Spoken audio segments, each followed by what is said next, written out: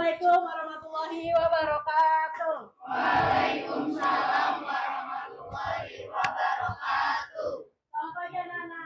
Pagi. Bagaimana kabarnya? Kakak nggak diajarin Kak? Bagaimana kabarnya? Alhamdulillah. Luar biasa. Sang juara. Bagus, itu Belia. Belia. Alhamdulillah, luar biasa, sang juara. Bagus. Anak-anak, hari ini kita ada kegiatan bincang alumni atau bincang jurusan. Ya, jurusan anak-anaknya apa? Jurusannya apa nih? Sebelumnya nggak kenal ibu siapa? Iya, nggak salah sih. Nggak salah sih. Ya, baik. Ini Ibu izin memperkenalkan diri karena memang kakak-kakak izin karena memang mereka ini belum bertemu dengan Kaprok secara langsung. Oke. Karena kegiatan MPLS ini berbarengan dengan kegiatan-kegiatan yang lainnya sehingga Kaprok belum bisa terjun langsung bersama dengan anak-anak MPLS. Izin Bu Emi memperkenalkan diri. Ibu namanya Ibu Elmivianti, panggilannya Ibu Emi. Say hi. Hai, Bu Baik, nah Ibu di sini kepala program jurusan bisnis retail, Ibu juga sudah punya grup sama anak ya. Jadi cuma bisa chat-chatan aja, nanti kita bertemu langsung. Izin Ibu ini mau memperkenalkan ada 6 alumni, Bang. Nah, dengar ya, ada berapa Bang tadi Bang? 6 alumni. Nah, 6 alumni ini dimulai dari yang sebelah kiri yang ganteng dulu ya, nah nanti kita baru yang diakhiri dengan yang cantik, oke? Oke. Kita mulai dari Kak Eki, silakan Kak. Oke, perkenalkan dulu ya. Bismillah, assalamualaikum warahmatullahi wabarakatuh. Waalaikumsalam warahmatullahi wabarakatuh. Ya, baik, perkenalkan nama saya Muhammad Mulkiat Mutakin. Saya jurusan dulu namanya pemasaran. Ya, pemasaran angkatan lulusnya tahun 2009. Wow. Yes, saya tua, betul sekali Anda. Saya tua.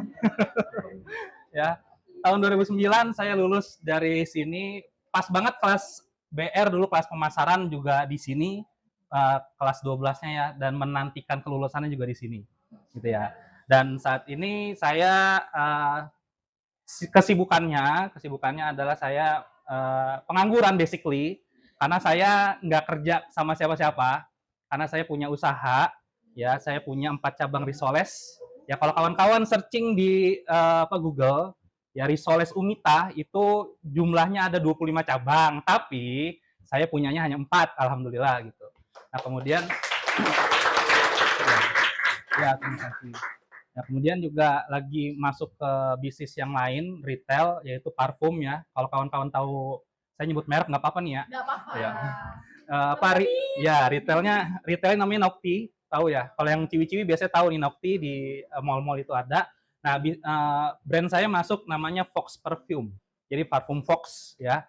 Itu juga udah masuk ke 22 cabang Jabodetabek Nokti. Jadi kalau misalnya Anda ingin memiliki parfumnya ya kan, ya silakan ke Nokti terdekat gitu ya.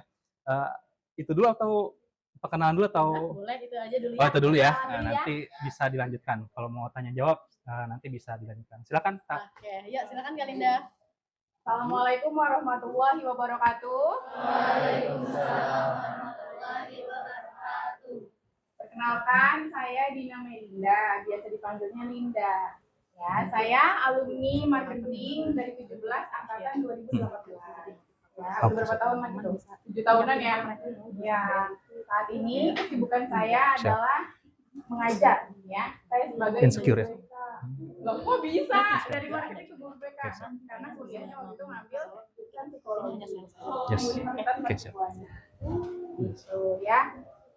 Nah, teman-teman untuk sharing yang lebih lanjut nanti mungkin bisa dilanjut nanti. Gimana sih kok bisa switch karir nih dari jurusan pemasaran, dulu masih pemasaran ya, belum bisnis dan retail. Pemasaran kok bisa jadi ke guru BK, dan selanjutnya nanti mungkin kita bisa bincang-bincang lagi.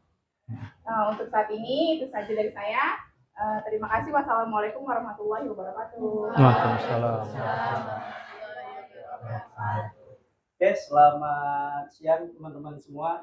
Ya. Assalamualaikum warahmatullahi wabarakatuh. Waalaikumsalam Salam. warahmatullahi wabarakatuh.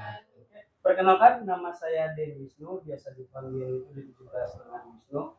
Dan saya lulusan 2019, kebetulan jurusan pemasaran, belum bisnis retail yang masih pemasaran. Untuk saat ini kegiatan saya bekerja di Jus Antara. Ada yang tahu Jus Antara? Oh. Tahu? Saingannya Jus Kode ya? Saingannya Jus Kode. Jus Kode. Ya, kompetitor sama Jus Kode. Kita itu warna merah. Jus Antara. Wow. Ya, kalau untuk di Jakarta Barat ada di Greenfield dan Jelambar. Siap. Untuk saya di sana sebagai store manager, untuk saat ini sedang proyek sebagai area manager. Mungkin teman-teman nanti bisa mampir ke store saya. Wis, siap. Enggak dong. Bisa diatur. Adalah voucher ya. Terutama untuk teman-teman 17 nanti. Iya. Kebetulan store saya ada di Jelambar. Jadi teman-teman saya bisa mampir, bilang aja dari 17. Oke. Di korting 1000 ya, Nak ya, korting 1000 ya, bukan gratis. Jadi ada diskon spesial untuk teman-teman. Masya Mungkin Allah. itu saja dari saya. Wabillahi taufiq wal hidayah. Wassalamualaikum warahmatullahi wabarakatuh. Waalaikumsalam warahmatullahi wabarakatuh. Ya, lanjut. Selamat pagi. Pagi. Perkenalkan, nama saya Yudiansa. Lupa ini taruh sini aja. Saya tahun lulusnya bareng sama dengan Kak Wisnu. Kita terkelas. Oh, satu kelas ya? Terus saya sedang berkarir di PT Kaunama Group atau yang sekarang dulunya bernama S. Sekarang berubah jadi ASKO ya. Oh, Awal tahun ini. Sebagai supervisor di ASKO Panglima Polim. Terus sambil kuliah sih di Unpad semester 7. Sekian itu aja, terima kasih. Assalamualaikum warahmatullahi wabarakatuh. Waalaikumsalam warahmatullahi Halo, selamat pagi semuanya. Pagi. Jadi aku tuh juga sama lulusan 17 juga, lulus tahun 2020 jurusan bisnis daring dan pemasaran saat itu namanya. Sekarang aku kerja di perusahaan multinasional company IT Services and Consultant dari Singapura sebagai HR and Employee Branding. Sama seperti Kalinda, aku bisa dari marketing terus jadi HR ya karena aku kuliahnya waktu itu mengambil peminatan jurusan manajemen SDM. Mungkin sekian itu saja. Terima kasih. Selamat siang. Ya. Halo, assalamualaikum. Waalaikumsalam. Selamat siang teman-teman. Nama saya Elida Yudhya. Saya angkatan 2020 bareng sama Kak Firly kelas di BDP, bisnis daring dan pemasaran. Saat ini yang saya lakuin itu bekerja di bisnis otomotif. Tepatnya di Lex Motor. Kalau teman-teman ada yang tahu motor-motor sport di situ nanti. Kalau kalian punya motor sport, suatu saat lagi ya nanti ya, Iya. kalian bisa modif di sana. Informasinya untuk seluruh peserta silakan mengikuti grup persiapan poin di ruangan di atas. Sekali lagi, untuk seluruh kelas 11 silakan untuk mengikuti grup persiapan poin sesi 1 di ruangan di atas. Terima kasih. Oke, baik, terima kasih. Ini untuk perkenalan aja ya, Nah. Nanti kita ada sharing session buat kakak-kakak alumni bisa sharing kenapa sih sampai saat ini kan teman-teman ini banyak banget nih yang begini Kak, banyak yang sharing sama Ibu. Kalau jurusan bisnis retail itu jadi sales ya Bu? Ah tuh, oh enggak tuh ya, banyak juga kok nggak hanya sales ya. Terus yang kedua, Bu kayaknya saya jenuh dengan bisnis retail, kayaknya saya mau pindah jurusan aja Bu karena bla bla bla. Nah itu anak-anak Bu ini minta kita bisa sharing apapun yang ada kendala anak-anak gitu ya, di hati anak-anak bisa sharing ke kakak-kakak alumni karena mereka juga sama ya waktu itu beban 3 tahun mengikuti pelajaran di bisnis retail, tapi alhamdulillah banget mereka bisa menempuh dan alhamdulillah mereka bisa jadi orang yang sukses. Nah baik, anak-anak ini kayaknya Bu Emi serahkan langsung ke kakak-kakak alumni untuk diawali dengan Kak Eki bisa jadi motivator teman-teman jurusan BR supaya mereka bisa konsisten dan komit yang di mana anak-anak bisa tetap berada di jurusan BR hingga nanti mereka lulus. Siap. Itu saja mungkin. Dimulai dari Kak Eki nanti hingga sama teman-teman juga bisa di double gitu ya. Ya di collab gitu ya. Jadi bisa bareng-bareng untuk sharing. Itu aja mungkin anak-anak nggak usah kaku-kaku, anak-anak kalau mau tanya ya boleh-boleh. Oke? Assalamualaikum warahmatullahi wabarakatuh. Waalaikumsalam warahmatullahi wabarakatuh. Iya, ayo silahkan. Kebetulan Kak Yudi single. Lu ngomongin langsung ke situ ya. Sekolah dulu. Oh, saya. Teman-teman boleh di sisi sini. Oke. Oh, session sharing. Oh, jadi satu-satu ya. Oke, siap. Nah, kalau kakak Wisnu sama Pak Yuri jangan yang dekat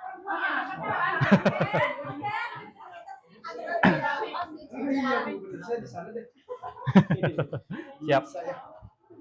harus dijauhkan. Oke, baik. Sekali lagi saya mau lihat semangatnya. Apa kabar? Baik. Ayo yel-yelnya ya. Apa kabar? Alhamdulillah. Luar biasa. Sang juara. Oke. Oh, bagus. Ya, tepuk tangan dulu dong buat kita semua. Dari tahun ke tahun, yang namanya pemasaran, dari sejak saya dulu masuk tahun 2006 di SMK Negeri 17 Jakarta, ya anak pemasaran itu dijadikan kelas dulu ya, itu adalah kelas yang paling belakang. Sampai saat awal saya masuk, ya saat awal saya masuk mau daftar, itu karena nilai saya nggak cukup untuk akuntansi, tadinya saya mau ke akuntansi, cuman ketika nggak cukup, saya pengen masuk ke perkantoran. Saya masuk ke perkantoran, kemudian kakak sepupu saya bilang yang udah duluan di sini anak akuntansi, dia bilang, Ki, perkantoran itu kalau dulu ya stereotipnya perkantoran itu kebanyakan perempuannya daripada laki-laki, gitu kan. Udah lu masuk penjualan aja, pemasaran aja. Akhirnya dengan terpaksa saya memilih pemasaran, gitu. Terpaksa saat itu. Dan bener aja, saya bertemu dengan teman-teman yang sangat luar biasa spesial. Ya. Tapi saya bisa saat itu melihat secara general ya, secara keseluruhan, bahwa rupa-rupanya kelas pemasaran itu disebut jelek, disebut nggak bagus, dan seterusnya. Rupa-rupanya bukan karena satu kelas itu, tapi ternyata hanya ada 1-2 orang yang melakukan hal-hal yang tidak etis, sehingga satu kelas itu jadi buruk citranya. Seperti itu, ternyata seperti itu. Dan di akhir tahun, di akhir kelulusan itu, 2 orang itu akhirnya memutuskan untuk keluar. Tepat 1 bulan sebelum ujian nasional. Gitu. Ya karena memang ya ternyata troublemaker-nya ada kayak gitu.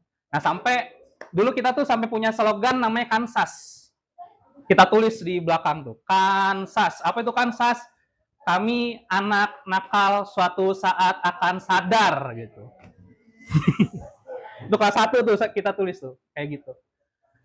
Itu sebagai motivasi. Dan kemudian saat itu ketemu juga sama guru-guru yang sangat luar biasa. Cuman saat ini udah pensiun ya, sudah purna bakti. Ada namanya Bu Ruhyati saat itu. Beliaulah yang membuka mindset saya, pemikiran saya terhadap anak pemasaran itu keren. Gitu. Salah satunya adalah ketika beliau bilang, coba kalian lihat kelas lain, satu angkatan itu minimal ada 2 kelas. Dan kenapa anak pemasaran cuma ada 1 kelas? Saat itu kita nggak bisa jawab dong. Kemudian diinformasikan, kata gurunya ini, kata Bu Ruhyati ini, Umi, kita biasa manggil beliau. Umi bilang, kamu tahu nggak, di sebuah perusahaan itu, pemimpinnya cuma 1. Ngeri nggak maksudnya? Pemimpin itu nggak banyak. Gitu. Orang-orang yang punya visi besar, misi besar, itu nggak banyak. Ya. Jadi nggak perlu banyak pemimpin gitu. Makanya kalian itu harus bangga walaupun cuma ada 1 kelas. Tepuk tangan dong untuk kita semua. Ya. Nah, kalau misalnya sesi sharing waktu itu ketika kita masuk ini, dulu karena memang penjualan itu atau pemasaran itu punya 1 kelas doang, jadi memang kita sempat dulu kita buat yang namanya forum. Namanya ada forum. Cuman kalau sekarang mungkin nggak ada ya. Nggak tahu di angkatan kakak-kakak masih ada apa enggak gitu. Cuman di angkatan saya itu ada yang namanya forum. Apa itu forum? Jadi berkumpulnya anak pemasaran seluruh angkatan. Jadi kelas, kalau dulu kan masih 1, 2, 3 sebutnya. Kelas 1, kelas 2, kelas 3 itu kumpul. Tapi anak pemasarannya doang. Gitu.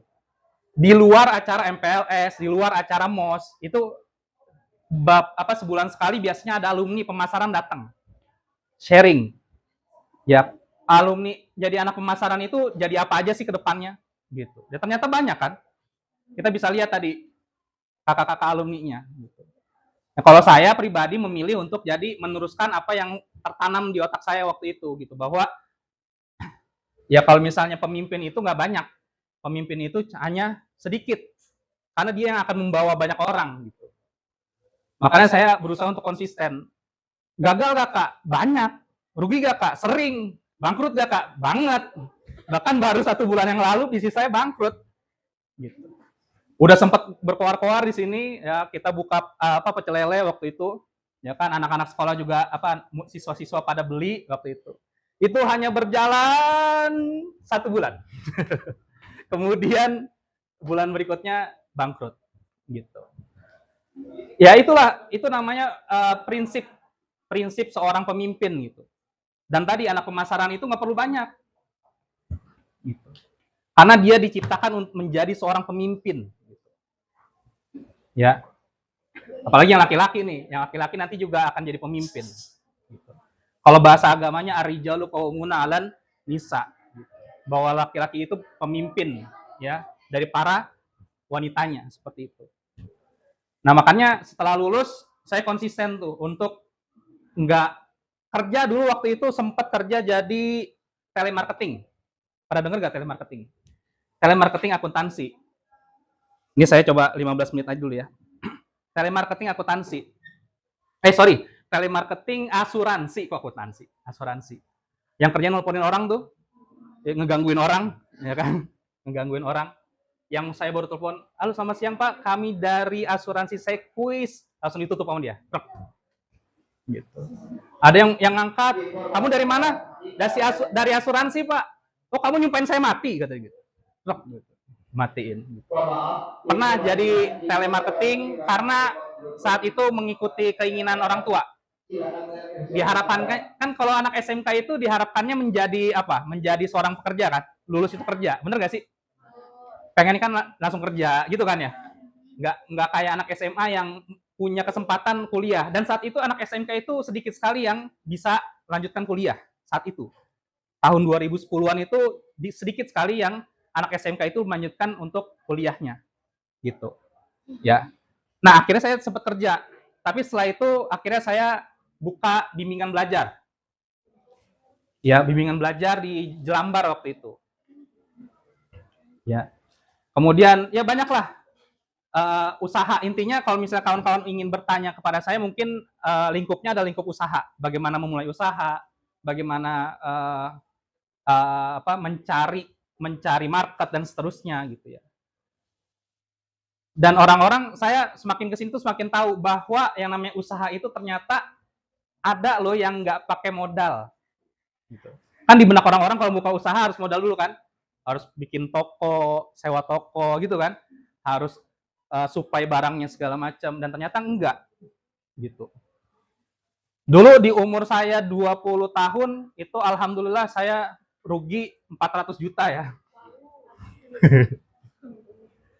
Karena kalau bagi pengusaha itu rugi itu bukan sebuah rugi itu adalah biaya untuk pendidikan agar setelahnya itu nggak melakukan kesalahan yang sama. Kayak gitu. 400 juta saat itu ya lumayan lah ya. Kalau beli cilok ya sekelas inilah ciloknya gitu ya. 400 juta. Terus bangkit lagi ke bisnis kuliner. Akhirnya saya masuk ke bisnis roti, bakery. Dan tadi basicnya udah 15 menit, oh belum, 2 menit lagi. Ya, basicnya akhirnya saya masuk ke bisnis bakery. Kemudian di bakery itu tanpa modal. Bagaimana caranya, Kak? Ternyata salah satu modal yang paling utama bagi seorang pengusaha adalah integritas atau kepercayaan. Jadi saat itu kita samperin ada sebuah pabrik, ya karena kita lagi jalan-jalan sama tim nih, sama teman-teman ya, bukan saya doang, sama teman-teman. Nemuin yang namanya roti enak banget tuh. Ya, di sana, di Jakarta Timur. Kita samperin, dan ternyata kondisi pabriknya itu udah mau kolaps. karena tidak punya pemasaran yang tepat. Gitu. Ya singkatnya kita ajak kerjasama. Gini aja Pak, kita punya komunitas se-DKI Jakarta. Ya, saya megang Jakarta Barat, saat itu yang tadinya pabriknya mau kolaps, cuman kita pegang, alhamdulillah seharinya itu, kalau di Jakarta Barat aja ya, itu 1.000 roti per hari penjualan. Untungnya kecil, untungnya antar 300 sampai 500 perak. Tapi kalau 500 perak dikali 1.000 berapa? Berapa? 500 perak dikali 1.000 berapa? 500.000 ya? 500.000 ya? Bener nggak? 500.000 kali 30?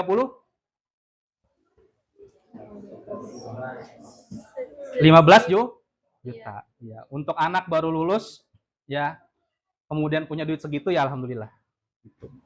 Nah, jadi tadi modal itu ternyata nggak cuman duit loh, tapi modal itu integritas juga ada. Dan itu diajarkan di SMK Negeri 17 Jakarta. Gitu. Makanya kawan-kawan harus semakin yakin dengan jurusan ini. Ya, dan peluangnya banyak. Justru pemasaran itu peluangnya jauh lebih banyak. Ya, apalagi di angkatan kalian. Tadi juga ada namanya Kak Malik ya. Kak Malik itu juga konten kreator dan segala macam gitu. Itu kawan-kawan udah punya kesempatan itu. Sedangkan kalau kita itu waktu itu nggak ada yang kayak gitu-gitu. Ya. Jadi tetap semangat kawan-kawan. Mungkin itu aja yang bisa saya sharing untuk pertama kali, untuk saat ini. Nanti kalau misalnya mau tanya jawab silakan. Itu aja ya. Atau mau ditanya atau gimana Kak? Mau lanjut dulu Kakak, siapa yang mau selanjutnya? Mau sharing? Jangan rebutan. Oh enggak ya, nunjuk-nunjukkan ya. Oh, oke. Kalau misalnya mau tanya atau pertanyaan dulu boleh, silakan. Ada yang mau nanya? Enggak apa-apa. Atau Kakak yang nanya? Oh, malah lu nih. Boleh Kak. Kalau Oke. Halo. Tadi di cerita Kakak itu, Kakak sempat bangun usaha yang hanya 1 bulan berjalannya. Yes. Kan Kakak udah banyak banget nih Pengalaman. itu. Kok bisa 1 bulan itu jadi ini? Oke. Oh, bukan. Tapi gini, iya sih.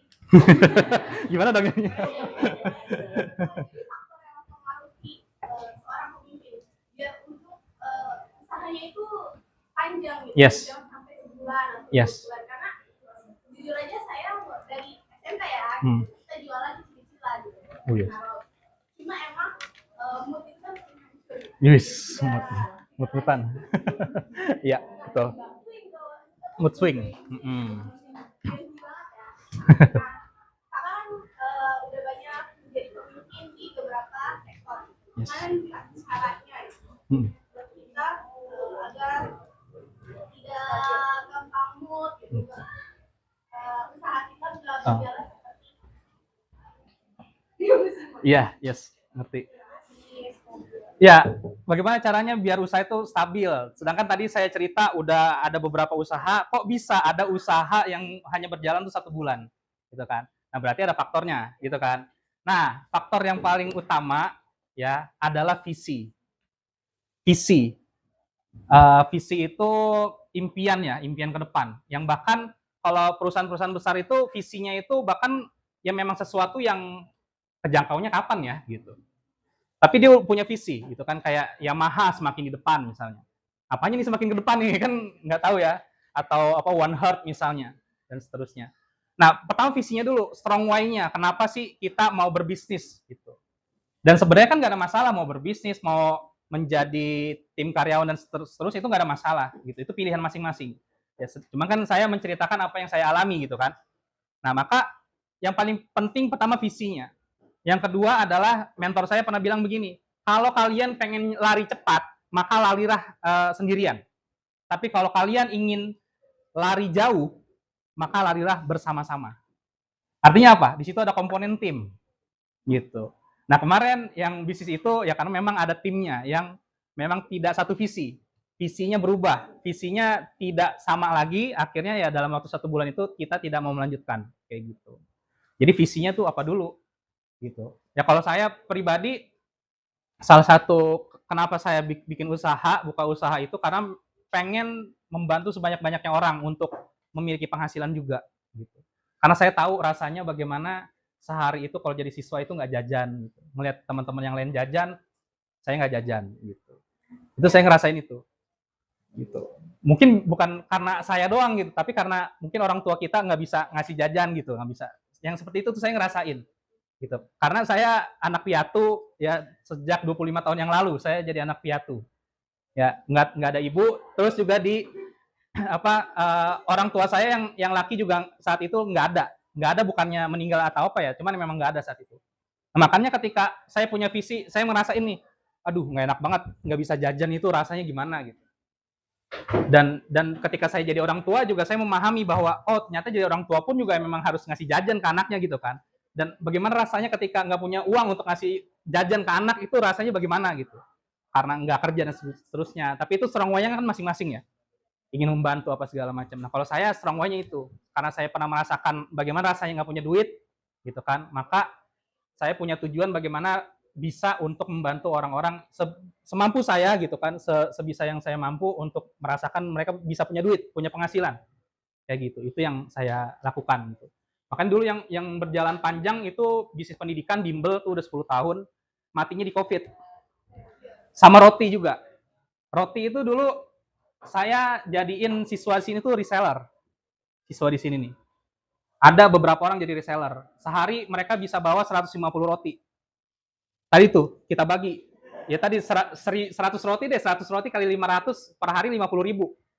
Ya kan tahun 2010-an tuh.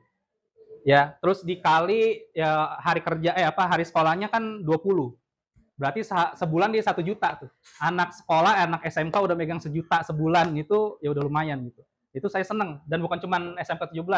Waktu itu saya punya ada 15 sekolah yang saya pegang gitu. Kayak gitu. Jadi strong why-nya apa? Gitu. Alasan kenapa sih kita berbisnisnya itu apa? Itulah yang akan ngebuat kita kuat. Gitu. Ya ketika mood-nya udah merasa nggak enak nih, terus inget lagi, oh iya besok temen gue makan apa nih gitu. Oh besok orang tua gue bagaimana nih kayak gitu. Ya paling kalau saya kan generasi sandwich ya. Jadi atas kena, bawah kena juga nih gitu. Jadi harus berusaha memutar pikiran bagaimana caranya untuk terus berjalan. Nggak ada waktu untuk memikirkan lemah gitu. Apalagi kata Timothy Ronald kan, ya, lu tidur siang lu gitu kan, lu baik tidur siang gitu. Kalau menurut dia kan begitu. Walaupun saya tetap istirahat ya kan, kayak gitu. Gitu Kak. Ya. Gimana?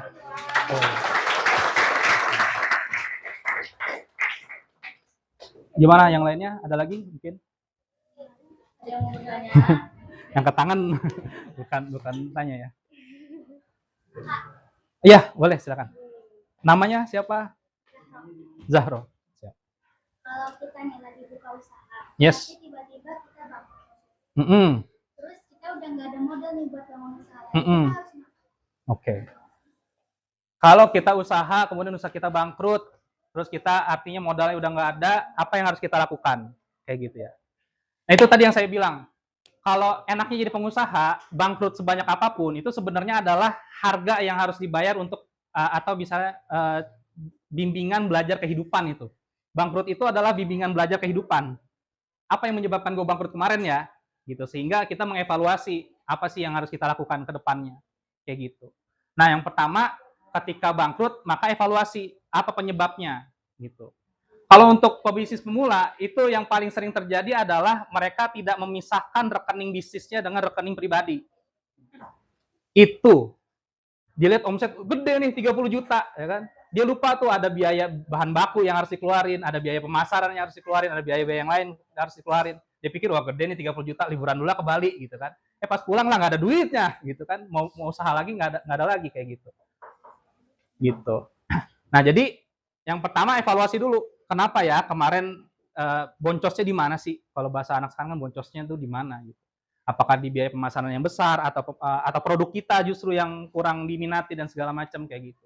Nah, ketika sudah ketahui, maka ya memulai lagi. Memulai dari mana? Tadi yang saya bilang, ternyata nggak harus memulai dengan duit kita sendiri gitu. Kalau kita punya integritas, itu kawan-kawan tahu gak integritas? Kepercayaan gitu dari orang-orang kita ini hidup jujur gitu, maka nanti akan datang orang-orang tuh yang mau memberi sama kita, mau bantu kita, itu pasti nggak mungkin nggak ada gitu ya. Jadi setelah kita bangkrut ya kita bikin lagi tuh tadi evaluasi, kemudian kita tahu poin-poinnya apa aja dan bisnis apa aja yang mau kita bangun lagi, baru kita hadirkan ke orang-orang gitu, cerita ke orang-orang, bro saya mau bisnis ini, mau ikutan nggak, mau join nggak gitu. Kadang ada yang mau invest gitu, atau kalau misalnya kalau di Islam itu ada namanya sistem syirkah, itu yang saya lakukan di bisnis risol sekarang gitu. Sama saya bangun bisnis risol itu ketika bangkrut di COVID kemarin gitu. COVID bangkrut, roti nggak bisa berjualan, bimbel apalagi kan nggak boleh ketemuan kan. Saat itu belum kepikiran buat bimbel online, itu belum kepikiran waktu itu. Gitu. Sekarang lagi mau bikin bimbel online juga sekarang. Gitu. Nah, habis itu udah tinggal bikin proposalnya. Nah, kawan-kawan setahu saya ya, kalau dulu kita bikin proposal bisnis. Kawan-kawan masih ya, yang kakak alumni masih proposal bisnis. Nah, itu bukan proposal asal-asalan tuh. Sampai detik ini saya masih menggunakan basicnya tuh masih menggunakan itu gitu. Yang saya pelajarin dulu di sini untuk bikin proposal usaha. Habis itu saya share ke teman-teman, ada gak yang mau ikutan join? Gitu. Namanya syirkah. Syirkah itu saya nggak punya modal, tapi saya punya keahlian, saya punya bisnis, punya relasi bisnis dan segala macam, ya. Dan mereka yang punya modal silakan tanam ke saya, gitu. Nanti kita bagi hasil, kayak gitu. Nah itu yang saya lakukan sampai akhirnya punya 4 cabang sekarang di Risoles Umita, gitu Pak. Itu ya. Oke siap. Ya, udah ya, udah kan ya. Ya, yang lain udah juga mau sharing, dari saya cukup sekian. Terima kasih ya. Assalamualaikum warahmatullahi wabarakatuh.